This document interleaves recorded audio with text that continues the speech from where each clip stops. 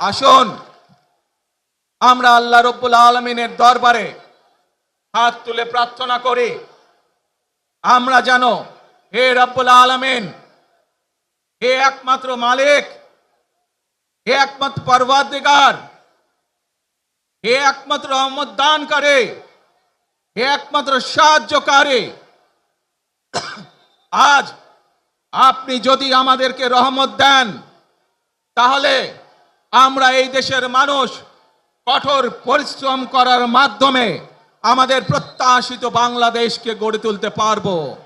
আজ যদি আল্লাহর রহমত এই দেশ এবং এই দেশের মানুষের পক্ষে থাকে, আল্লাহর সাহায্য, আল্লাহর দয়া এই দেশের মানুষের উপরে, এই দেশের উপরে থাকে, ইনশাআল্লাহ আমরা আমাদের প্রত্যাশিত বাংলাদেশ গড়ে তুলতে সক্ষম হব।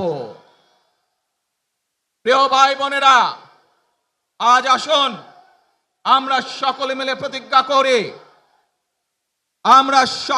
প্রতিজ্ঞা করি, যে ইনশাআল্লাহ আগামী দিনে দেশ পরিচালনার দায়িত্বে যারা আসবে, আমরা সকলে নবী করিম সাল্লাল্লাহু আলাইহি সাল্লামের যে ন্যায়পরায়ণতা, সেই ন্যায়পরায়ণতার আলোকে আমরা দেশ পরিচালনার সর্বোচ্চ চেষ্টা করব।